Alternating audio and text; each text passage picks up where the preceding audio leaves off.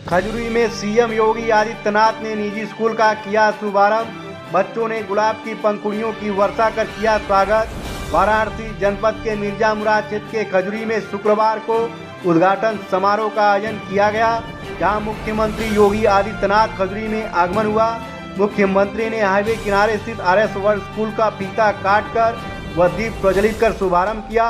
इस अवसर पर मुख्य अतिथि के रूप में उपस्थित मुख्यमंत्री ने कहा कि काशी प्राचीन काल से शिक्षा संस्कृति की नगरी के रूप में विख्यात है।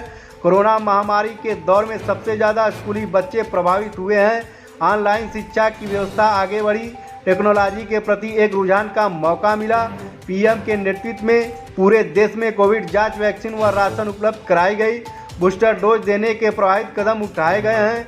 5 से 14 वर्ष के बच्चों को वैक्सीन उपलब्ध कराने की योजना बन रही है। सरकार के प्रयास से भारत की शिक्षा देश दुनिया को नई दिशा दे रही है। नई शिक्षा प्रणाली लागू की गई है। राष्ट्रीय शिक्षा नीति को लागू कर कार्य करने पर यह स्कूल मॉडल बनेगा। काशी में शिक्षा, स्वास्थ्य व रोजगार के क्षेत्र में अनेक कार्य कर रहे हैं। मुख्यमंत्री स्कूल में पहुंचने के बाद 35 मिनट तक रुके रहे। इससे पहले खजुरी पुलिस चौकी के सामने कृषि विज्ञान केंद्र के पास हाईवे के किनारे खेत में हेलीपैड बनाया गया था। हेलीपैड से उतरकर कार द्वारा मुख्यमंत्री का काफिला स्कूल में पहुंचा। बच्चों ने गुलाब की पंखुड़ियों की वर्षा कर मुख्यमंत्री का स्वागत किया। वीरेंद्र जायसवाल ने मुख्य अतिथि को अंगवस्त्र व पुष्प प्रदान कर स्वागत किया। मंत्री रविंद्र जायसवाल ने स्कूल की स्थापना व प्रकाश डाला। स्कूल के वाइस चेयरमैन आयुष जायसवाल ने सीएम को स्मृति चिन्ह प्रदान किया। उद्घाटन समारोह में सरकार में मंत्री अनिल राजभर, मंत्री दयाशंकर मिश्र, सेवापुरी के विधायक नीरजा पटेल, विशाल सिंह, चंचल, सौरभ श्रीवास्तव, टी राम तथा विद्यालय के सभी शिक्षक व स्कूल के बच्चे मौजूद। प्राचार्य और अन्य जो फैकल्टी मेंबर्स हैं, अभिभावकगण हैं, सम्मानित अतिथि हैं और प्यारे बच्चों, मैं आप सबको बधाई देता हूं कि आज यहाँ पर इस काशी की पावन धरातल पर अत्याधुनिक सुविधाओं से युक्त एक नया शिक्षण संस्थान आपको प्राप्त हुआ है। हम सब ने और पूरी दुनिया ने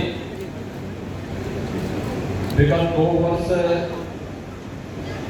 इस सदी की सबसे बड़ी महामारी से जूझते हुए व्यतीत किए हैं।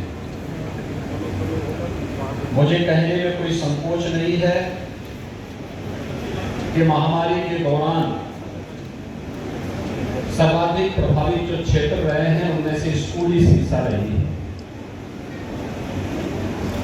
स्कूली बच्चे कोरोना महामारी के भय से और सरकारों के द्वारा जो अलग अलग अभियान चलाए गए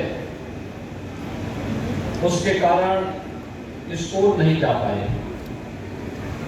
ऑनलाइन एजुकेशन की व्यवस्था हमारे देश के अंदर प्रधानमंत्री मोदी जी के नेतृत्व में अच्छे ढंग से आगे बढ़ी, लेकिन फिर भी बहुत कुछ ऐसे प्रयास किए जाने की आवश्यकता थी जिसने कोरोना कालखंड के दौरान हमें एक नई दिशा भी दी।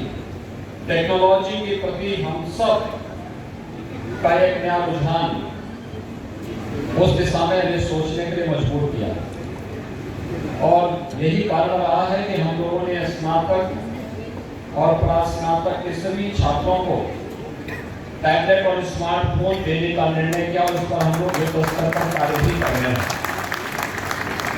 कोरोना कालखंड में जब समाज एकजुट होकर के कार्य करता है, नेतृत्व के प्रति पूरी आस्था और निष्ठा रख करके उनके लीडरशिप में कार्य करता है, तो परिणाम भी उतने ही अच्छे होते हैं। कोरोना में आपने देखा होगा पूरे देश में प्रधानमंत्री मोदी जी के नेतृत्व में काम किया। फ्री में टेस्ट, फ्री में उपचार, फ्री में वैक्सीन और जरूरतमंदों को फ्री में राशन की सुविधा भी सरकार ने उपलब्ध करवाई। आज आपने सुना होगा कि धीरे धीरे करके हर एक एज ग्रुप को कवर करने और जिन लोगों ने वैक्सीन ले लिया है उन्हें बूस्टर डोज देने के लिए भी सरकार के स्तर पर प्रभावी कदम उठाए गए हैं।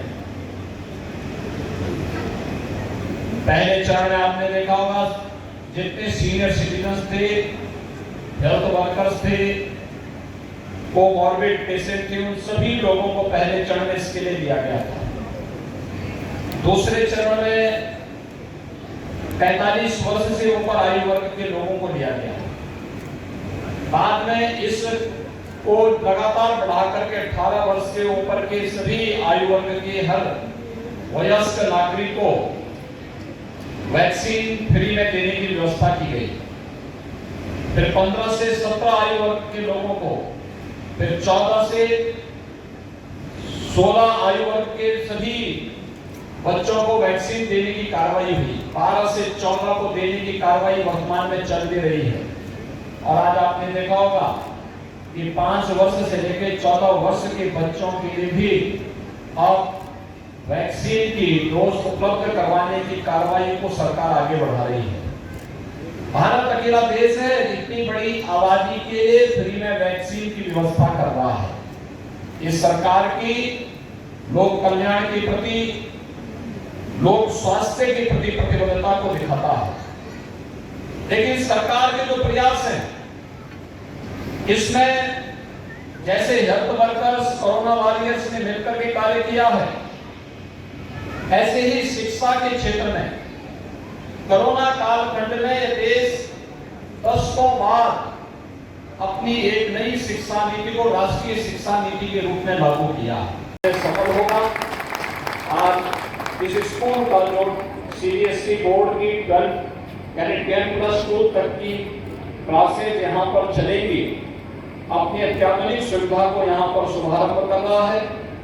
12वीं तक के बच्चे अत्याधुनिक शिक्षा से युक्त होकर के यहाँ से आगे बढ़ेंगे। काशी वैसे ही प्राचीन काल से भी शिक्षा की नगरी के रूप में और देश और दुनिया के अंदर सांस्कृतिक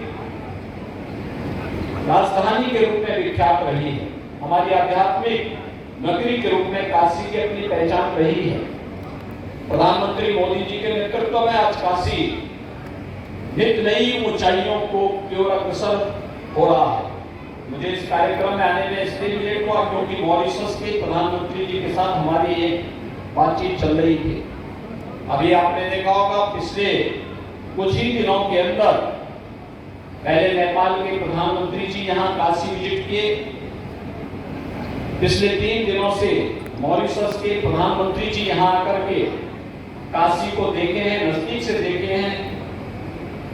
पूरे देश के लाखों की संख्या में श्रद्धालु आज काशी में आ रहे हैं। काशी को नए कलेवर के रूप में प्रधानमंत्री मोदी जी के विजन को यहाँ पर वास्तविक धरातल पर सफलतापूर्वक आगे बढ़ते हुए देख रहे हैं कि काशी को एक नई पहचान दिला रहा है। और काशी में सरकार के स्तर पर, निजी संस्थानों के स्तर पर भी जिस प्रकार के प्रयास किए गए हैं, शिक्षा, स्वास्थ्य और रोजगार के लिए अनेक संभावनाओं को लेकर के हम लोग मिलकर के कार्य कर सकते हैं। मैं श्री रविंद्र जायसवाल जी को, श्री आयुष जायसवाल जी को, उनके परिवार के सभी सदस्यों को इस नए संस्थान को देने के लिए हृदय से यहाँ पर काशी वासियों की ओर से, प्रदेश वासियों की ओर से हृदय से धन्यवाद देता हूँ। संस्थान को अपनी शुभकामनाएं देता हूँ और विश्वास व्यक्त करता हूँ कि आरएस स्कूल इस क्षेत्र में शिक्षा की गुणवत्ता को बनाए रखते हुए, भारतीय मूल्यों और आदर्शों को अंगीकार करते हुए हम राष्ट्रीय शिक्षा नीति को अपने यहाँ लागू करते हुए शिक्षा के उत्तम केंद्र के रूप में आरएस स्कूल को स्थापित करने में सफल होंगे। स्कूल की सफलता के लिए और इसके सफल आयोजन और इस कार्यक्रम को सफलतापूर्वक आगे बढ़ाने के लिए मैं हृदय से बधाई देता हूं, अपनी शुभकामनाएं देता हूं। आप सबके प्रति मेरी शुभकामनाएं। धन्यवाद। जय हिंद।